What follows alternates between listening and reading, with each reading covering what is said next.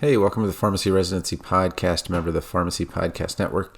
It is match day, and I know that there's going to be a lot of excitement and a lot of disappointment. Around 2,500 people will unfortunately find out that they didn't match today, and that's something that, as a professional, we really need to work on. If you look at the physicians, it's closer to it's in the 90% where MDs are concerned, and all physicians, I believe it's in the 80s, whereas we're closer to the 50s as a percentage of people that actually try. And we don't know the numbers yet, but I think that they are going to be pretty kind of stark in terms of how well we did. So checking out the ASHP match stats is always helpful, but kind of the first thing to do is to get ready to apply to phase 2 for a couple of reasons. It's not just getting that second chance to apply, but it's also kind of getting back on your feet. You've gone through the process, you've done all of this hard work, and now unfortunately, you're not where you want to be. So they will be posted on March 19th, the match statistics at natmatch.com/ASHP RMP /stats.html. So what are we going to do? So the first thing is, if you want to work with me, go to residency.teachable.com /courses.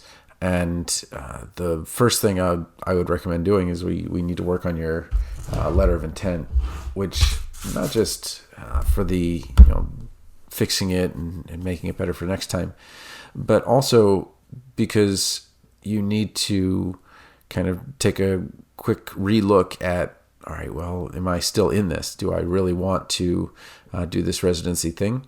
Last year we had quite a few success stories at some of the toughest residencies in the country. And so it can be done. And there's no reason that it shouldn't be you.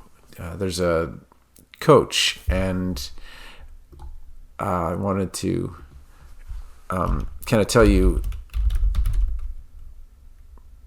about him. It was from an ESPN story.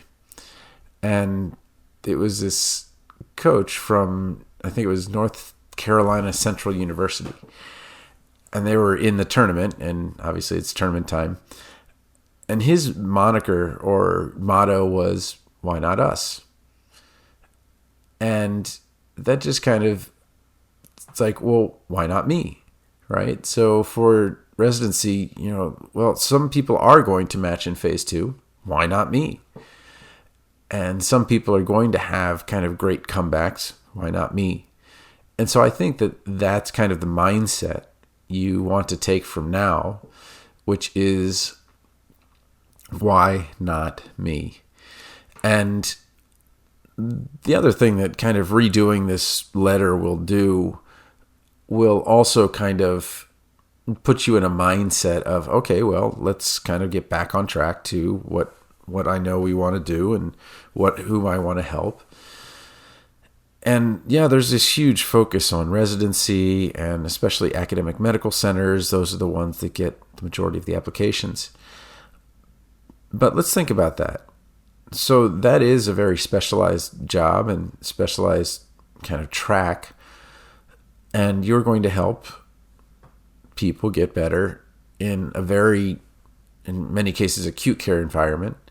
So in the number of people you help, while you're helping them at a very high level, you're not able to help a lot of people because there's only so many of you, right? You can't be at all hospitals all the time. Maybe later with AI that will be possible, but you can't.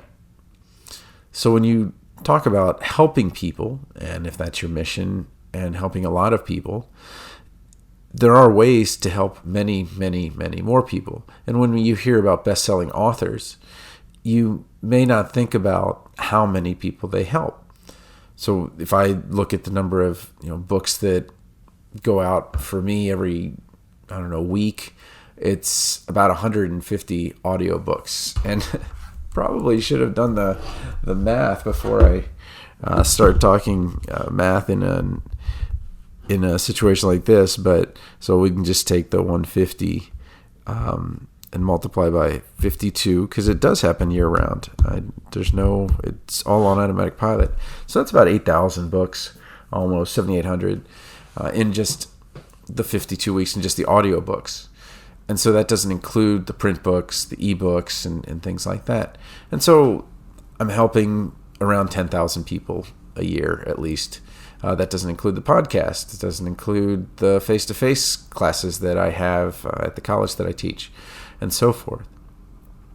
So I know that it's going to be a great disappointment, and for some of you, it's going to be very shameful. That is, maybe you're from an honor culture where this kind of success is expected, and there is some loss of honor in terms of not accomplishing this goal. And I think it's a little bit unfair in that it requires you to be from a certain school. I've talked about this statistic many times, but I think it's a statistic that very few people know as they go into school, but that the top 10 schools of pharmacy will send 500 people onto residency, and the bottom 10 schools of pharmacy as related to the match will be sending 50. And I think for 18-year-olds or maybe 20-year-olds or 21-year-olds, whatever age you might have been if you were on a traditional track, or maybe you were in your 30s, whatever it was, you didn't know that, one, you were going to do a residency, and two, that the place that you are learning is not necessarily the best at getting people there. They might be good at other things. They might be good at getting people jobs in the area and things like that. But there are some other things that you might not have known when you were applying as well.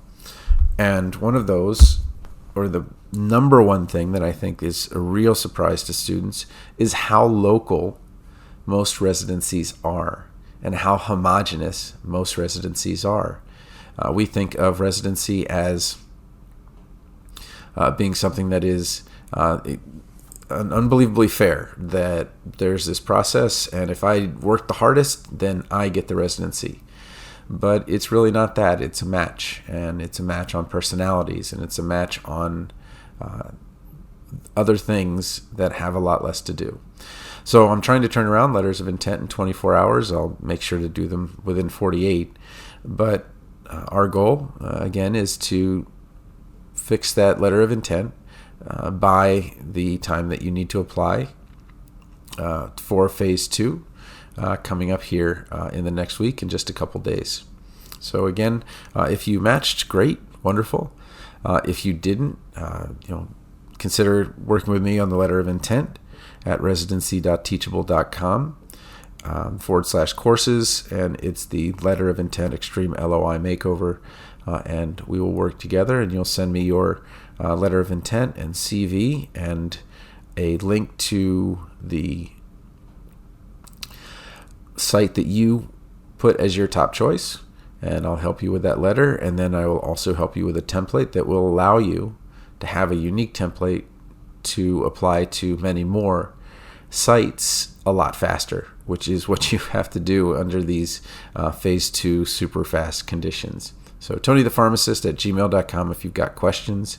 Again, that's TonyThePharmacist at gmail.com.